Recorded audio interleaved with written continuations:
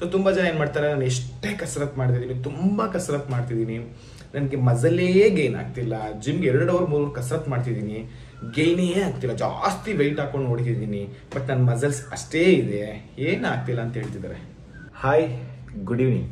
So ಇವತ್ತು ತುಂಬ ಜನ ವೆಯ್ಟ್ ಗೇನ್ ಬಗ್ಗೆ ವಿಡಿಯೋ ಮಾಡಿ ಅಂತೇಳಿ ಸಾಕಷ್ಟು ನನಗೆ ಪಿಂಗ್ ಮಾಡ್ತಾ ಇದ್ದಾರೆ ಇನ್ಸ್ಟಾಗ್ರಾಮಲ್ಲಿ ಮತ್ತು ವಾಟ್ಸಪ್ನಲ್ಲಿ. ವೆಯ್ಟ್ ಗೇನ್ ಬಗ್ಗೆ ನಾನು ಜಾಸ್ತಿ ವಿಡಿಯೋಸ್ ಮಾಡಿಲ್ಲ, ಯಾಕೆ ಅಂತ ಹೇಳಿದ್ರೆ ಅದು ತುಂಬ ಜನಕ್ಕೆ ಹೇಳಿದ್ರೆ ಅದು ಅರ್ಥ ಆಗೋದಿಲ್ಲ. ಸೊ ಇನ್ಸ್ಟೆಂಟ್ ರಿಸಲ್ಟ್ಸ್ಗೋಸ್ಕರ ಎಕ್ಸ್ಪೆಕ್ಟ್ ಮಾಡ್ತಾರೆ, ಸೊ ಅದಕ್ಕೋಗಿ ಮಾಡ್ತಿರ್ಲಿಲ್ಲ. ಬಟ್ ತುಂಬ ದಿವಸ ಆದ್ಮೇಲೆ ವೆಯ್ಟ್ ಗೇನ್ ಬಗ್ಗೆ ತಿಳಿಸ್ಬೇಕು ಅಂತ ಹೇಳಿ ವಿಡಿಯೋನ ಮಾಡ್ತಾ ಇದ್ದೀನಿ.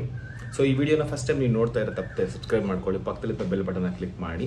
ಈ ವಿಡಿಯೋ ಇಷ್ಟ ಆಯಿತು ಅಂತ ಹೇಳಿದ್ರೆ ಶೇರ್ ಕೂಡ ಮಾಡಿ, ತುಂಬ ಇಂಟ್ರೆಸ್ಟಿಂಗ್ ಆಗಿರುತ್ತೆ. ಫುಲ್ ವಿಡಿಯೋನ ಕೊನೆ ತನಕ ನೋಡಿ. ವೆಯ್ಟ್ ಗೇನ್ ಯಾಕೆ ಆಗಬೇಕು ಅಂತ ಹೇಳಿದ್ರೆ ಆಬ್ವಿಯಸ್ಲಿ ನಾವು ಅಂಡರ್ ವೆಯ್ಟ್ನಲ್ಲಿ ಇರ್ತೀವಿ.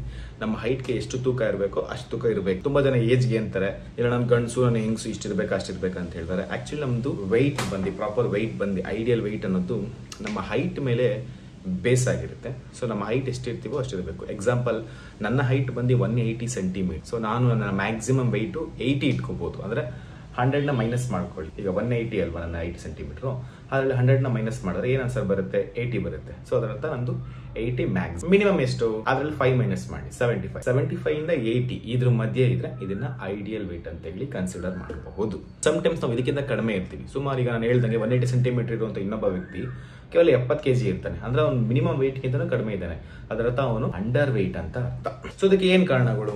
ತುಂಬಾನು ಕಾರಣಗಳು ಇರುತ್ತೆ. ಒಂದು ಜೆನೆಟಿಕ್ಸ್ ಮ್ಯಾಟರ್ ಆಗಿರ್ಬೋದು, ಒಂದು ನಿಮ್ಮ ಅಪ್ಪ ಸಣ್ಣ ಇರಬಹುದು ಅಥವಾ ನಿಮ್ಮ ಅಮ್ಮ ಸಣ್ಣ ಇರಬಹುದು, ಅದಕ್ಕೆ ನೀವು ಸಣ್ಣ ಇರಬಹುದು. ಸೊ ಇದು ಮೇಜರ್ ಕೀ ರೋಲ್ ನ ಪ್ಲೇ ಮಾಡುತ್ತೆ. ಸೊ ನಾವು ಸಣ್ಣ ಇರೋದಕ್ಕೂ ಅಥವಾ ದಪ್ಪ ಇರೋದಕ್ಕೂ ಇದು ಮೇಜರ್ ಕೀ ರೋಲ್ ನ ಪ್ಲೇ ಮಾಡುತ್ತೆ. ಬಟ್ ಇದು ಎಲ್ಲಿವರೆಗೂ? 20 to 30% ವರೆಗೂ ಮಾತ್ರ. ನಾವು ಬೆಳೆಯುವಂತ ಸಮಯದಲ್ಲಿ ನಮ್ಮ ಬಾಡಿಗೆ ಬೇಕಾಗಿರುವಂತಹ ಪ್ರಾಪರ್ ನ್ಯೂಟ್ರಿಯೆಂಟ್ಸ್ ನ ಕೊಡದೆ ಇರೋದು ಕೂಡ 2ನೇ ಕಾರಣ ಆಗುತ್ತೆ. 3ನೇ ಕಾರಣ, ಫಿಸಿಕಲ್ ನಾವು ಆಕ್ಟಿವಿಟಿ ಇದ್ರೂ ಕೂಡ ಸಮ್ಟೈಮ್ಸ್ ನಾವು ರೆಸ್ಟ್ನ ಕೊಟ್ಟಿರೋದಿಲ್ಲ. ಓದುವಂತಹ ಬರದಲ್ಲಿ ಅಂದರೆ ನಾವು 18, 20, 25 ಈ ಟೈಮಲ್ಲಿ ಸ್ವಲ್ಪ ಓದೋದ್ರ ಮೇಲೆ ಅಥವಾ ಕೆಲಸ ಹುಡುಕೋದ್ರ ಮೇಲೆ ಜಾಸ್ತಿ ಫೋಕಸ್ ಮಾಡಿ ಸ್ಟ್ರೆಸ್ ಲೈಫ್ನ ಸ್ವಲ್ಪ ಲೀಡ್ ಮಾಡೋಕ್ಕೆ ಸ್ಟಾರ್ಟ್ ಮಾಡಿಬಿಟ್ಟಿರ್ತೀವಿ ಆಫ್ಟರ್ SSLC. ಸೊ ಹಾಗಾಗಿ ಅದು ಕೂಡ ಮ್ಯಾಟರ್ ಆಗೋಂಥ ಚಾನ್ಸಸ್ ಇದೆ. ಆ್ಯಂಡ್ ನೆಕ್ಸ್ಟ್ ಬಂದು ತುಂಬ ಇಂಪಾರ್ಟೆಂಟ್ ಕೀ ರೋಲ್ನ ಪ್ಲೇ ಮಾಡೋದು ಬಂದು ಕ್ಯಾಲ್ಸಿಯಂ ಮತ್ತು ಪ್ರೋಟೀನ್. ನಮ್ಮ ಬಾಡಿಗೆ ನಾವು ಕ್ಯಾಲ್ಸಿಯಂ ಮತ್ತು ಪ್ರೋಟೀನ್ ಕೊಡಲಿಲ್ಲ ಅಂದಿದ್ದಕ್ಕೆ ನಮ್ಮ ಮೂಳೆಗಳು ಸದೃಢವಾಗೋದಿಲ್ಲ. ಮತ್ತು 2ನೇದಾಗಿ ಕ್ಯಾಲ್ಸಿಯಂ ಬರೀ ಮೂಳೆಗಳು ಮಾತ್ರ, ಹಲ್ಲಿಗೆ ಮಾತ್ರ ಅಲ್ಲ, ತುಂಬ ಕಂಟೆಂಟ್ಸ್ಗಳಿಗೆ ಬೇಕು. ಇವು ಎಲ್ಲದಕ್ಕೂ ಬೇಕು, ಕೂದಲಿಗೂ ಬೇಕು. ಹಾಗೆ ಪ್ರೋಟೀನ್ ಕೂಡ ಮಸಲ್ಸ್ ಕ್ವಾಲಿಟಿನ ಇನ್ಕ್ರೀಸ್ ಮಾಡ್ತಾ, ಸಸ್ಟೈನ್ ಮಾಡ್ತಾ, ಫ್ಯಾಟ್ನ ಮ್ಯಾನೇಜ್ಮೆಂಟ್ ಮಾಡೋದು ಕೂಡ ಮಸಲ್ಸ್ ಬೇಕೇ ಬೇಕು. ಇದನ್ನು ಮೇಂಟೈನ್ ಮಾಡೋಕ್ಕೆ ಪ್ರೋಟೀನ್ ಮತ್ತು ಕ್ಯಾಲ್ಸಿಯಂ 2 ಬಹಳ ಮುಖ್ಯ. ಇದ್ರ ಕೊರತೆಯಿಂದನೂ ಕೂಡ ನಾವು ದಪ್ಪ ಇದ್ರೂ ಕೂಡ ಹೋಗ್ತಾ ಸಣ್ಣ ಆಗ್ಬಿಡ್ತಾರೆ. ಸೊ ನಾನು ನೋಡಿದ್ದೀನಿ SLC PUC ದಪ್ಪ ಇರ್ತಾರೆ, ಸಡನ್ಲಿ ಅಂಡರ್ ವೇಟ್ ಆಗ್ಬಿಡ್ತಾರೆ, ಅಥವಾ ಸಣ್ಣ ಇರ್ತಾರೆ, ಸಡನ್ನ ದಪ್ಪ ಆಗ್ಬಿಡ್ತಾರೆ. ಸೊ ಈ ಥರ ಒಂದು ಕಾಸಸ್ಗಳು ನಾವು ನೋಡ್ತಾ ಇರ್ತೀವಿ.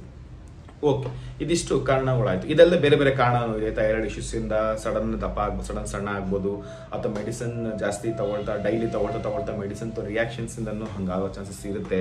ಅಥವಾ ಆಪರೇಷನ್ ಆಗಿ ಜಾಸ್ತಿ ಬೆಡ್ ರೆಸ್ಟ್ ಇದ್ರೂ ಕೂಡ ನಿಮ್ದು ವೆಯ್ಟ್ ಫ್ಲಕ್ಚುಯೇಷನ್ಸ್ ಆಗುತ್ತೆ. ಅಥವಾ ನೀವೇನಾದ್ರು ತುಂಬಾ ದೀರ್ಘಕಾಲದಂತ ಕಾಯಿಲೆಗಳನ್ನು ಬಳಲ್ತಾ ಇದ್ರೂ ಕೂಡ ನಿಮ್ದು ವೆಯ್ಟ್ ತುಂಬಾ ಕಡಿಮೆ ಅಥವಾ ಜಾಸ್ತಿ ಇರೋಕ್ಕೆ ಸಾಧ್ಯ ಇಲ್ಲ. ಆ ಥರ ಇದ್ದಾಗ ಆಬ್ವಿಯಸ್ಲಿ ಕಡಿಮೆ ಇರುತ್ತೆ. ಸೊ ಈ ಥರ ಎಷ್ಟೋ ವಿಷಯದಲ್ಲಿ ಅಂಡರ್ ವೆಯ್ಟ್ನಲ್ಲಿ ಇರುವಂಥ ಚಾನ್ಸಸ್ ಜಾಸ್ತಿ ಇರುತ್ತೆ. ಸೊ ಇದು ಕೊರತೆನ? ಖಂಡಿತ ಅಲ್ಲ. ಸಮ್ಟೈಮ್ಸ್ ಇದು ನಿಮಗೆ ಕೊರತೆ ಸದ್ಯಕ್ಕೆ ಆಗದೆ ಇರಬಹುದು, ಬಟ್ ಇನಿಷಿಯಲಿ ನಿಮ್ಗೆ ಹೋಗ್ತಾ ಆಗುತ್ತೆ. ಹೆಂಗೆ ಅಂತ ಹೇಳಿದ್ರೆ ಸ್ಟಾರ್ಟಿಂಗ್ ಸ್ಟೇಜಲ್ಲಿ ನಿಮಗೆ ನೀವು ಹಿಂಗಿದ್ದಾನೆ, ಏನರ ಸಾಕ್ರೊಳಗೆ ನರಪೆತ್ತಲ ಥರ ಕಾಣಿಸ್ತಾನೆ, ಸೊಣಕಲ್ ಕಡ್ಡಿ ಥರ ಕಾಣಿಸ್ತಾನೆ, ಪೊರ್ಕೆ ಕಡ್ಡಿ ಥರ ಕಾಣಿಸ್ತಾನೆ ಅಂತ ಹೇಳಿ ಇನಿಷಿಯಲಿ ನಿಮ್ಮನ್ನ ಟೀಸ್ ಮಾಡ್ತಾ ಇರ್ತಾರೆ. ಆ ಸ್ಕೂಲ್ ಡೇಸ್, ಕಾಲೇಜ್ ಡೇಸ್ ಎಲ್ಲ ಟೀಸ್ ಮಾಡ್ತಾ ಇರ್ತಾರೆ. ಕೆಲಸಕ್ಕೆ ಹೋದಾಗೂ ಅಷ್ಟೇ ಅದು ಶುರುವಾಗಿರುತ್ತೆ ಟೀಸ್ ಮಾಡೋದಕ್ಕೆ. ಮತ್ತು ಇನ್ನು ಎಷ್ಟು ತಿಂದ್ರು ಅಷ್ಟು ಆ್ಯಕ್ಚುಲಿ ನೀವು ಚೆನ್ನಾಗಿ ಊಟ ಮಾಡ್ತಿರಬಹುದು, ನೀವು ಎಷ್ಟು ತಿಂದ್ರೂ ಅಷ್ಟೇ. ನಿಮ್ಗೆ ಇನ್ನು ಕೆಲವು ಕಡೆ ಹಳ್ಳಿಗಳ ಕಡೆ ಕುಲ್ಬುದ್ಧಿ ಅಂತ ಹೇಳ್ತಾರೆ, ಅಥವಾ ಕುಲ್ಬುದ್ಧಿ ಅಂದರೆ ಇನ್ನೇನಿಲ್ಲ, ನನಗೇ ಬೇಕು ನಂದೇ ಎಲ್ಲ, ಎಷ್ಟು ಕೊಟ್ಟರೂ ಸಾಕಾಗಲ್ಲ ಅಂತ ಅರ್ಥ ಅಷ್ಟೇ, ಬೇರೆ ಇಲ್ಲ. ಸೆಲ್ಫಿಶ್ ಅಂತ, ಸ್ಮಾರ್ಟ್ ಸೆಲ್ಫಿಶ್ ಅಂತ ಅಂದ್ಕೊಳ್ಳಿ. ಸೊ ಆ ಥರ ಇರ್ತಾರೆ, ಹಾಗೂ ಆಗುತ್ತೆ. ಸೊ ಇದೆಲ್ಲ ನಿಮ್ಗೆ ಇನಿಷಿಯಲ್ ಸ್ಟೇಜಲ್ಲಿ ಇರುತ್ತೆ, ಇದೇನು ಮ್ಯಾಟ್ರ್ ಆಗಲ್ಲ. ಬಟ್ ಸಮ್ಟೈಮ್ಸ್ ನೀವು ಅದನ್ನ ಅರ್ಥ ಮಾಡ್ಕೊಳ್ಳಿಲ್ಲ ಅಂತ ಹೇಳಿದ್ರೆ ನಿಮ್ದು ಬಾಡಿ ಅನ್ನೋದು ಒಂದು ಬ್ಯಾಲೆನ್ಸಿಂಗ್ ಇರಬೇಕು. ಸೊ ಮೂಳೆಗೆ 206 ಮೂಳೆಗೆ 639 ಮಸಲ್ಸ್ ಫೈಬರ್ಸ್ ಇರುತ್ತೆ. ಸೊ ಅದಕ್ಕೆ ತಕ್ಕಂಗೆ ಫ್ಯಾಟ್ ಥರ 3 ಥರ ಕಂಟೆಂಟ್ಸ್, ಮೇಜರ್ ಫ್ಯಾಟ್ಸ್ ಇರುತ್ತೆ. ಸೊ ಹಿಂಗೆ ಎಲ್ಲನೂ ಕೂಡ ಬ್ಯಾಲೆನ್ಸ್ ಆಗಿರಬೇಕು. ಆ ಬ್ಯಾಲೆನ್ಸ್ ಇಲ್ಲ ಅಂತ ಹೇಳಿದ್ರೆ ನಿಮ್ಗೆ ಹೋಗ್ತಾ ಇಶ್ಯೂಸ್ ಬರಬಹುದು, ಬರ್ದೇನೂ ಇರಬಹುದು. It's depends up to you. ಎಲ್ಲ ನಿಮ್ಮ ಮೇಲೆ ಡಿಪೆಂಡ್ ಆಗಿರುತ್ತೆ. ಈಗ ತುಂಬ ಜನ ದಪ್ಪ ಇದ್ರು ಕೂಡ ಅವ್ರಿಗೆ ಯಾವ ರೀತಿ ಹಾರ್ಟ್ ಅಟ್ಯಾಕ್ ಆಗಲ್ಲ, ಯಾವ ರೀತಿ ಕೊಲೆಸ್ಟ್ರಾಲ್ ಬರಲ್ಲ, ಯಾವ ರೀತಿ ಶುಗರ್ ಬಂದಿರಲ್ಲ, ಅವ್ರು ಆರಾಮಾಗಿರ್ತಾರೆ. 50-60 ವರ್ಷ ಆರಾಮಾಗಿರ್ತಾರೆ. ಆಮೇಲೆ ಬರ್ಬೋದು ಬಿಡಿ, ಅದು ಬೇರೆ ವಿಷಯ. ಬಟ್ ಅದ್ರಿಗೆ ಆರಾಮಾಗಿರ್ತಾರೆ. ಕೆಲವು ಸಣ್ಣನೇ ಇರ್ತಾರೆ, ಹಾರ್ಟ್ ಅಟ್ಯಾಕ್ ಆಗ್ಬಿಡುತ್ತೆ. ನೋಡಿ, ಮೊನ್ನೆ ವೇದಿಕೆ ಮೇಲೆ ಪಾಪ ಯಾರೋ ಆ್ಯಂಕರಿಂಗ್ ಮಾಡ್ತಾ ಇನ್ನೇನು ಆ್ಯಂಕರಿಂಗ್ ಮುಗಿಸ್ಬೇಕು, ಇನ್ನೇನು ಎಂಡಿಂಗ್ ಸೆಂಡ್ ಆಫ್ ಮಾಡೋ ಟೈಮಲ್ಲಿ ಪಾಪ ಹಂಗೆ ಕೂಸ್ತಾ ಹಂಗಿಸ್ತಾ ಹೋಗ್ಬಿಡ್ತಾರೆ. ಅವ್ರು ಸ್ವಲ್ಪ ಸಣ್ಣಕ್ಕಿದ್ದಾಳೆ ಹುಡುಗಿ, ಕಾಲೇಜ್ ಹುಡುಗಿ. ಏನು ಹೇಳೋಕ್ಕಾಗಲ್ಲ, ಸಣ್ಣ ದಪ್ಪ ಮ್ಯಾಟ್ರ್ ಆಗಲ್ಲ ಆರೋಗ್ಯಕ್ಕೆ. ಸೊ ನೀವು ಎಷ್ಟು ಫಿಟ್ ಆಗಿದೆ ಅನ್ನೋದು ಮುಖ್ಯ ಆಗುತ್ತೆ, ಫಿಟ್ನೆಸ್. ಸೊ ಇತ್ಲಾಗ ಓವರ್ ವೆಯ್ಟು ಅಲ್ಲ, ಇತ್ಲಾಗ ಅಂಡರ್ ವೆಯ್ಟು, ಫಿಟ್ನೆಸ್ ಇಂಪಾರ್ಟೆಂಟ್ ಆಗುತ್ತೆ. ಓಕೆನಾ? ಸೊ ಇದಿಷ್ಟು ನೀವು ಬೇಸಿಕಾಗಿ ತಿಳ್ಕೊಳ್ಳೋದು ಬಹಳ ಮುಖ್ಯ ಆಗುತ್ತೆ. ಸೊ ಈಗ ನನ್ನ ಅಂಡರ್ ವೆಯ್ಟಿಂದ ಐಡಿಯಲ್ ವೆಯ್ಟ್ ಅಂದರೆ ನನ್ನ ಹೈಟಿಗೆ ಎಷ್ಟಿರಬೇಕು ಅಷ್ಟಕ್ಕೆ ನಾನು ಹೋಗಬೇಕು, ನಾನು ಏನು ಮಾಡಬೇಕು, ಇದು ಕ್ವಶನ್ ಅಲ್ವಾ? ಸೊ ನಿಮ್ಮ ಎಕ್ಸಾಂಪಲ್ 75 80 ಹೋಗಬೇಕು, ಅಥವಾ 60 65 ಹೋಗಬೇಕು, ಇಲ್ಲ 50 55 ಹೋಗಬೇಕು. ಸೊ ಇದರಲ್ಲಿ 2 ಥರ ಕ್ಯಾಟಗರಿನ ನಾವು ಸಪ್ರೇಟ್ ಮಾಡ್ಬೋದು. ಒಂದು ನಾರ್ಮಲ್ ಫಿಟ್ನೆಸ್, ಐಡಿಯಲ್ ಬಿಟ್ಟು ರೀಚ್ ಆದರೆ ಸಾಕು. ಫಿಟ್ ಆಗಿರೋ ನಾನು ಯಾವ ಡ್ರೆಸ್ ಹಾಕೋರು ಫಿಟ್ ಆಗಿರಬೇಕು, ನನ್ನ ಹೆಲ್ತ್ ಚೆನ್ನಾಗಿರಬೇಕು, ನನ್ನ ಮಸಲ್ಸ್ ಕ್ವಾಲಿಟಿ ರಿಟೆನ್ಷನ್ ಚೆನ್ನಾಗಿರಬೇಕು, ಇಷ್ಟು ಫಿಟ್ನೆಸ್. ಇದು ಫಿಟ್ನೆಸ್ಗೆ ಸಂಬಂಧಪಟ್ಟಿದ್ದು. ಇನ್ನೊಂದು ಮಸಲ್ ಗೇನ್ಗೆ ಸಂಬಂಧಪಟ್ಟಿದ್ದು, ಅರ್ಥ ಬಾಡಿ ಬಿಲ್ಡ್ ಮಾಡುವಂಥದ್ದು, ಬೈಸಿಪ್ಸ್ ಟ್ರೈಸಿಪ್ಸ್ ಎಲ್ಲ ಬೆಳೆಸುವಂಥದ್ದು, ಚೆಸ್ಟ್ ಬೆಳೆಸೋದು, ಈ ಥರದ್ದು. ಇದು ಸೆಕೆಂಡ್ ಕ್ಯಾಟಗರಿ. ಇದು weight gain separate, fitness separate. So ಎರಡೂ ಸಪ್ರೇಟ್ ಆಗಿ ನಾವು ಯೋಚನೆ ಮಾಡೋಣ. ಮೊದಲ ಅದರಲ್ಲಿ ನಾವು ನಮ್ಮ ಐಡಿಯಲ್ ವೆಯ್ಟ್ ಅಥವಾ ನಾವು ಎಷ್ಟಿರಬೇಕು ಅಷ್ಟನ್ನು ರೀಚ್ ಮಾಡಬೇಕು ಅಂತ ಹೇಳಿದ್ರೆ ಸಿಂಪಲ್, ನಮ್ಮ ಬಾಡಿ ನ್ಯೂಟ್ರಿಷನ್ ಅಬ್ಸಾರ್ಪ್ಷನ್ ಮಾಡೋದು ತುಂಬ ಇಂಪಾರ್ಟೆಂಟ್ ಆಗುತ್ತೆ. ಸಣ್ಣ ಕರಳಿಂದ ದೊಡ್ಡ ಕರಳು ಮಧ್ಯೆ ಈಲಿಯಂ ಅಂತ ಒಂದಿರುತ್ತೆ. ಅದು ನಮ್ಮ ಬಾಡಿ ಎಲ್ಲ ಮೆಟಬಲಿಸ್ ಎಲ್ಲ ಆಗಿ ಜೀರ್ಣಕ್ರಿಯೆ ಎಲ್ಲ ಆಗಿ ದೊಡ್ಡ ಕರಳು ಅಂದರೆ ಸ್ಯಾನಿಟರಿ ಅಂತ ಅರ್ಥ. ಅಲ್ಲಿ ಹೊಟ್ಟೋದ್ರೆ ವೇಸ್ಟ್ ಅಂದ್ರೆ ಇನ್ನು ಅರ್ಥ. ನೆಕ್ಸ್ಟ್ ಡೇ ನಿಮ್ಮ ಮಾರ್ನಿಂಗ್ ಬೆಳಗ್ಗೆ ಬರುತ್ತೆ ಕಂಬೋಡಲ್ಲಿ ಅಂತ ಅರ್ಥ. ಅಲ್ಲಿಗೆ ಹೋಗಿದ್ದ ಮುಂಚೆ ಅಲ್ಲಿ ನಿಮ್ಗೆ ಲಾಸ್ಟ್ ನ್ಯೂಟ್ರಿಷನ್ ಅಬ್ಸಾರ್ಪ್ಷನ್ ಮಾಡುವಂಥ ಜಾಗ. ಆ ನ್ಯೂಟ್ರಿಷನ್ ಅಬ್ಸಾರ್ಪ್ಷನ್ ಮಾಡೋದಕ್ಕೆ ಆ ಸಣ್ಣ ಕರಳಲ್ಲಿ ವಿಲ್ಲೈ ಅಂತ ಇರುತ್ತೆ. ವಿಲ್ಲೈ ಅಂತ ಹೇಳಿದ್ರೆ ಏನು ಒಂಥರ ಗರ್ಕೆ ಹುಲಿನ ಆಕಾರದಲ್ಲಿ ನಿಮ್ಮದು ಸಣ್ಣ ಕರಳಲ್ಲಿ ಚಿಕ್ಕದಾಗೆ ಇರುತ್ತೆ. ನಾನು ಡಯಾಗ್ರಾಮ್ಸ್ ಎಲ್ಲ ಹಾಕಲ್ಲ, ಯಾಕಂದ್ರೆ ಗೂಗಲ್ ಮಾಡಿದ್ರೆ ಬೇಜಾನ್ ಸಿಗುತ್ತೆ, ಸುಮ್ಮನೆ ಅದಕ್ಕೆ ಹಾಕಿ ಟೈಮ್ ವೇಸ್ಟ್ ಮಾಡಲ್ಲ. ಸೊ ಆ ಚಿಕ್ಕ ಆ ಗರ್ಕೆ ಹುಲಿನ ಆಕಾರದಲ್ಲಿ ಇರುವಂಥ ಒಂಥರ ಕೂದಲು ಥರ ಹಿಂಗೆ ವೆಯ್ಟ್ ಮಾಡ್ತಾ ಇರ್ತದೆ. ನ್ಯೂಟ್ರಿಷನ್ ಅಬ್ಸರ್ವ್ ಮಾಡಿ ಬಾಡಿಗೆ ಕಳಿಸುತ್ತೆ. ಸೊ ಇದು ಆ ಕೆಲಸ ಮಾಡ್ತಾ ಇರುತ್ತೆ. ಈಗ ನನಗೆ ನಾರ್ಮಲ್ ಚೆನ್ನಾಗಿ ಇತ್ತು, ಬಟ್ ನನ್ನ ತಮ್ಮ ಅವನ ಅಂಡರ್ ವೆಯ್ಟ್ನಲ್ಲಿ ಇದ್ದ, ತುಂಬ ಸಣ್ಣ ಇದ್ದ. ಒಂದು ವೀಡಿಯೋಸ್ ತುಂಬ ಸಿಗುತ್ತೆ ನಿಮಗೆ ನೋಡ್ಬೋದು. ಸೊ ಅವ್ನಿಗೆ ನ್ಯೂಟ್ರಿಷನ್ ಅಬ್ಸರ್ಪ್ಷನ್ ಕಮ್ಮಿ, ನನಗೆ ಚೆನ್ನಾಗಿ ತಿಂತಿದ್ದ, ಆರಾಮ ಊಟದಲ್ಲಿ ಏನು ಪ್ರಾಬ್ಲಮ್ ಇಲ್ಲ, ಹೆಲ್ತಲ್ಲೂ ಏನು ಪ್ರಾಬ್ಲಮ್ ಇರಲಿಲ್ಲ. ಬಟ್ ನ್ಯೂಟ್ರಿಷನ್ ಅಬ್ಸರ್ಪ್ಷನ್ ಕೆಪಾಸಿಟಿ ಕಡಿಮೆ ಇತ್ತು ಬಾಡಿ. ಎಷ್ಟಿಂದ್ರೂ ಕೂಡ ಅದು ಮೋಷನ್ ರೂಪದಲ್ಲಿ ಹೋಗ್ತಿತ್ತು ವಿನಃ ಬಾಡಿ ಅದನ್ನು ಹೀರ್ಕೊಳ್ತಿರ್ಲಿಲ್ಲ. ಫಸ್ಟ್ ನಾವು ಅದನ್ನು ರೆಡಿ ಮಾಡಬೇಕು, ರೈಟ್? ಅದನ್ನ ರೆಡಿ ಮಾಡ್ಬೇಕಂದ್ರೆ ಏನು ಮಾಡಬೇಕು? ಊಟದಿಂದ ಬಂದಿರೋ ಸಮಸ್ಯೆನ ಊಟದಿಂದ ಕೊಡಬೇಕು. ನ್ಯೂಟ್ರಿಷನ್ ಹ್ಯಾಬಿಟ್ಸ್ನ ಸ್ಟಾರ್ಟ್ ಮಾಡಬೇಕು. ಏನೇನ ತಗೋಬೇಕು? ಸೊ ಏನು ತಗೋಬೇಕು ಅನ್ನೋದಕ್ಕಿಂತ ನಾವು ಯಾವುದೋ ಒಂದು ಹಣ್ಣು ತಿಂದರೆ, ತರಕಾರಿ ತಿಂದರೆ, ಇಲ್ಲಿ ಯಾವ್ದೋ ಡ್ರೈ ನಟ್ಸ್ ಡ್ರೈ ಫ್ರೂಟ್ಸ್ ಇಂದ ದಪ್ಪ ಆಗೋದಿಲ್ಲ. ಇದೆಲ್ಲ ರಾಂಗ್ ಕಾನ್ಸೆಪ್ಟ್. ನೀವೇನು ತಿಂತಿರೋದು ಮುಖ್ಯ ಅಲ್ಲ, ನಿಮ್ಮ ಬಾಡಿ ಎಷ್ಟು ಹೀರ್ಕೊಳ್ಳುತ್ತೆ ಅದು ಮುಖ್ಯ ಆಗುತ್ತೆ. ನಿಮ್ಮ ಮನೇಲಿರುವಂಥ ಗಿಡಕ್ಕೆ ಎಷ್ಟು ಪಾಟಿಗೆ ಎಷ್ಟು ನೀರು ಇದ್ರೂ ಪ್ರಯೋಜನ ಇಲ್ಲ, ಆ ಗಿಡ ಎಷ್ಟು ಹೀರ್ಕೊಳ್ತು ಅದು ಮುಖ್ಯ ಆಗುತ್ತೆ. ಎಷ್ಟು ಪಾಟಿನ ಚೆಲ್ಲೋಯ್ತು ಅದು ವೇಸ್ಟೇಜ್ ಆಗುತ್ತೆ. ನಿಮ್ಮ ಬಾಡಿಯಲ್ಲಿ ಪಾಟಿನ ಚೆಲ್ಲೋಗುವಂಥದ್ದು ಎಷ್ಟೊಂದು ಹೋಗ್ತಾ ಇರುತ್ತೆ. ಆ ಹೀರ್ಕೋಬೇಕು ಅಂತ ಹೇಳಿದ್ರೆ ಆ ಗಿಡದ ಹತ್ರ ಪಾಚಿ ಕಟ್ಟಿರುತ್ತೆ, ಅದನ್ನು ಕ್ಲೀನ್ ಮಾಡಬೇಕು. ಹಾಗೆ ನಿಮ್ಮ ಬಾಡಿ ಒಳಗಡೆನೂ ಕ್ಲೀನ್ ಮಾಡಬೇಕು. ಅದಕ್ಕೆ ನೀವು ಮಾಡಬೇಕಾಗಿರೋದು, ನಿಮ್ಮ ತಟ್ಟೆಯಲ್ಲಿ ನೀವು ತಿನ್ನುವಂಥ ಫುಡ್ನಲ್ಲಿ 40% ಅಷ್ಟು ಕಾರ್ಬೋಹೈಡ್ರೇಟ್ಸ್ ಇರಬೇಕು. ಆಬ್ವಿಯಸ್ಲಿ ನೀವು ಅದು ಇಟ್ಕೊಂಡಿರ್ತೀರ. ದೋಸೆ, ಇಡ್ಲಿ, ಚಿತ್ರಾನ್ನ, ಪೂರಿ, ಪೊಂಗಲ್, ಅಕ್ಕಿ, ಜೋಳ, ರಾಗಿ, ಗೋಧಿನ ಮಾಡಿರುವಂತಹ ಎಲ್ಲ ಪದಾರ್ಥಗಳು ಸಿಂಪಲ್. ನೆಕ್ಸ್ಟ್ 30% ಅಷ್ಟು ಪ್ರೋಟೀನ್ ಇರಬೇಕು, ತುಂಬ ಇಂಪಾರ್ಟೆಂಟ್. ನಿಮ್ಮ ಮಸಲ್ಸ್ ಕ್ವಾಲಿಟಿ ಇನ್ಕ್ರೀಸ್ ಆಗೋದಕ್ಕೆ, ನಿಮ್ಮ ಸ್ಕಿನ್, ಹೇರು ಎಲ್ಲನೂ ಕೂಡ ಚೆನ್ನಾಗಿ ಇಟ್ಕೊಳ್ಳೋದಕ್ಕೋಸ್ಕರ, ನಿಮ್ಮ ಸ್ಟ್ರೆಂತ್ನ ಚೆನ್ನಾಗಿ ಇಟ್ಕೊಳ್ಳೋದಕ್ಕೋಸ್ಕರ, ಫ್ಯಾಟ್ ಮ್ಯಾನೇಜ್ಮೆಂಟ್ಗೆ ಎಲ್ಲದಕ್ಕೂ ತುಂಬ ಇಂಪಾರ್ಟೆಂಟ್ ಇರೋದು ಈ ಪ್ರೋಟೀನ್. ಈ ಪ್ರೋಟೀನ್ 30% ಅಷ್ಟು ಇರಬೇಕು. ನಿಮ್ಮ ತಟ್ಟೆನಲ್ಲಿ 30% ಇದೇ ಇರಬೇಕು ಪ್ರೋಟೀನ್. ಕಾಳುಗಳು, ದವಸ ಧಾನ್ಯಗಳು, ಇದೆಲ್ಲ ಪ್ರೋಟೀನ್ ಪೌಡ್ರು, ಈ ಥರದೆಲ್ಲ ನೀವು ಇಟ್ಕೊಳ್ಳುವಂಥ ಅಭ್ಯಾಸ ಮಾಡಬೇಕು. ನೆಕ್ಸ್ಟ್ ಬನ್ನಿ, ಇದು ಇಂಪಾರ್ಟೆಂಟ್. ಇದು 30% ಅಷ್ಟು ಗುಡ್ ಫ್ಯಾಟ್.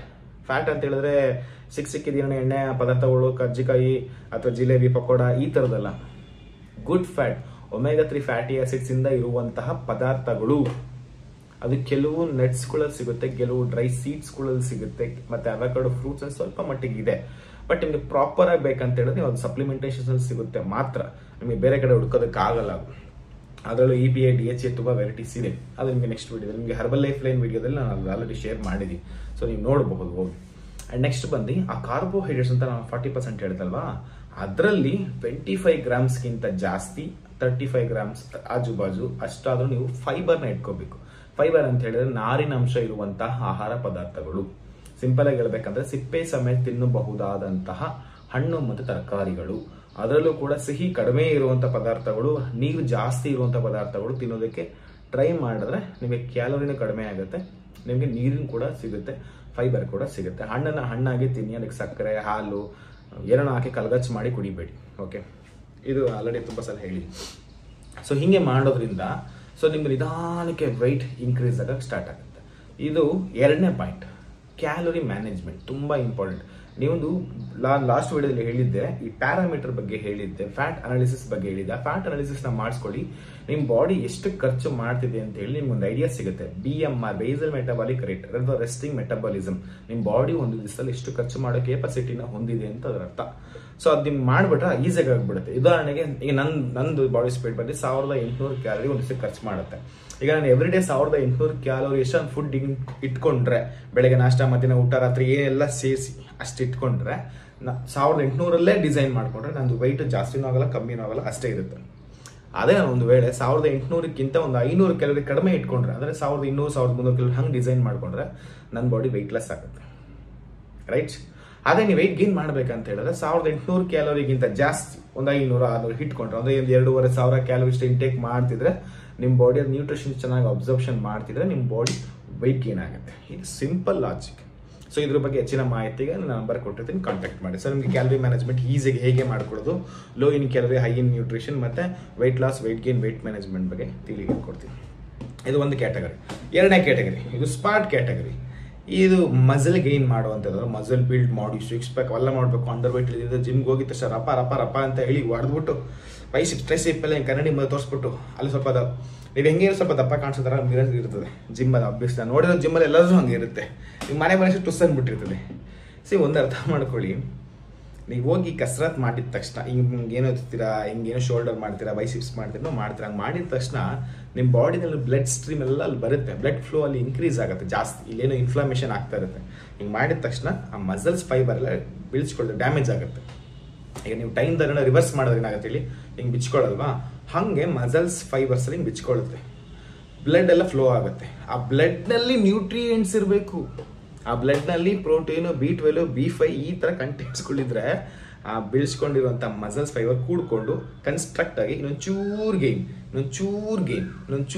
ನಿಧಾನಕ್ಕಾಗುತ್ತೆ. ಆ್ಯಕ್ಚುಲಿ ಗ್ರ್ಯಾಜುಯಲಿ ಆಗುತ್ತೆ, ಸಡನ್ ಆಗಲ್ಲ. ಇದು ಆ್ಯಕ್ಚುಲಿ ಸೈನ್ಸ್. ಸೊ ತುಂಬ ಜನ ಏನು ಮಾಡ್ತಾರೆ, ನಾನು ಎಷ್ಟೇ ಕಸರತ್ ಮಾಡ್ತಿದ್ದೀನಿ, ತುಂಬ ಕಸರತ್ ಮಾಡ್ತಿದ್ದೀನಿ, ನನಗೆ ಮಸಲೇ ಗೇನ್ ಆಗ್ತಿಲ್ಲ, ಜಿಮ್ಗೆ 2 ಅವರ್ 3 ಅವರ್ ಕಸರತ್ ಮಾಡ್ತಿದ್ದೀನಿ, ಗೇನೇ ಆಗ್ತಿಲ್ಲ, ಜಾಸ್ತಿ ವೆಯ್ಟ್ ಹಾಕೊಂಡು ನೋಡ್ತಿದ್ದೀನಿ, ಬಟ್ ನನ್ನ ಮಸಲ್ಸ್ ಅಷ್ಟೇ ಇದೆ, ಏನಾಗ್ತಿಲ್ಲ ಅಂತ ಹೇಳ್ತಿದ್ದಾರೆ. ಸೊ ಈಗ ಅರ್ಥ ಆಯ್ತಾ? ಇದು ಆ್ಯಕ್ಚುಲಿ ಬೇಸಿಕ್. ಹಾಗಿದ್ರೆ ಎಷ್ಟು ಗ್ರಾಮ್ ಪ್ರೋಟೀನ್ ಕೊಡಬೇಕು? 1 kg ತೂಕಕ್ಕೆ 1 ಗ್ರಾಮ್.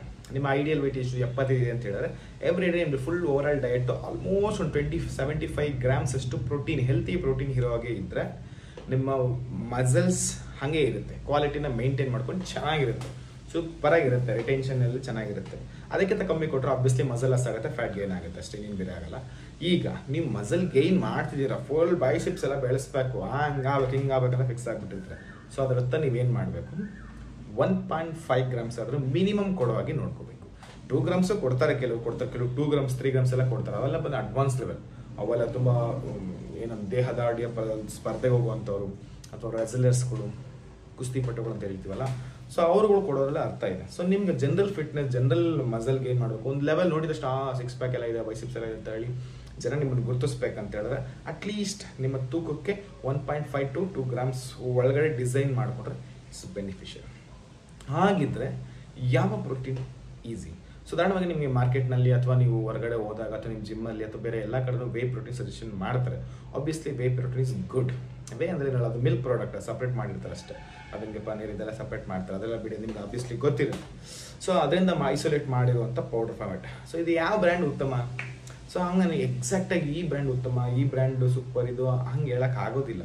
ಯಾಕೆಂತ ಹೇಳಿದ್ರೆ ನಿಮಗೆ 20% 30% ಅಷ್ಟು ವರ್ಕೌಟ್ ಮುಖ್ಯ ಆಗುತ್ತೆ. ಅದೇ ರೀತಿ 80 to 70% ಅಷ್ಟು ನಿಮಗೆ ಡಯಟ್ ಮುಖ್ಯ ಆಗುತ್ತೆ. ಸೊ ಎಲ್ಲನೂ ಬರುತ್ತೆ, ಓವರಾಲ್ ಎಲ್ಲನೂ ಬರುತ್ತೆ.